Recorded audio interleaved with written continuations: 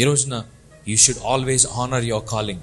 దేవుని యొక్క పిలుపు మీ జీవితంలో ఏమైందో దాని మీద మీ దృష్టి కలిగి ఉండాలి. అపవాది ఆ యొక్క కాలింగ్ కంటే కూడా మీ యొక్క టెంప్టేషన్ మీద ఎక్కువ కాన్సన్ట్రేట్ చేస్తాడు. మీ జీవితంలో ఇదిగో ఇటు వెళ్తే దేవుని మార్గము, ఇటు వెళ్తే సుఖమైన పాప మార్గము. అపవాది అంటాడు ఇటు వెళ్తే ఏముంటది చెప్పు. అదే ఇటు వెళ్ళామనుకో నీ జీవితంలో ఇప్పటివరకు తీరని ప్రతి కోరిక తీరడం ప్రారంభిస్తుంది. నీ జీవితంలో ఇప్పటివరకు అనుభవించలేని గొప్ప గొప్ప క్రియలు కూడా నువ్వు అనుభవించడం ప్రారంభిస్తావు.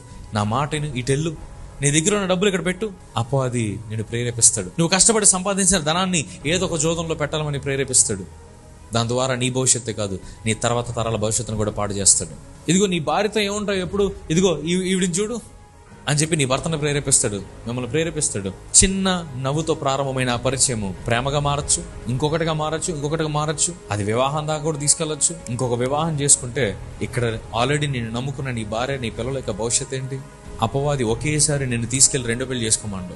ఏం చేస్తాడో తెలుసా? మొదటిగా ఒక చిన్న నవ్వుతో ఒక పరిచయం ప్రారంభమవుతుంది. అక్కడి నుంచి నీ జీవితం మాత్రమే కాదు, నీ కుటుంబ భవిష్యత్తును కూడా అపవాది నాశనం చేయాలని ప్రయత్నం చేస్తాడు. నీలో ఉన్న కోరికల కంటే కూడా దేవుని యొక్క పిలుపును గౌరవించడం ప్రారంభించండి. నీలో ఉన్న కోరికల కంటే కూడా దేవుని యొక్క పిలుపును, దేవుని యొక్క ఉద్దేశాల వైపు మీరు నడవడం ప్రారంభించండి.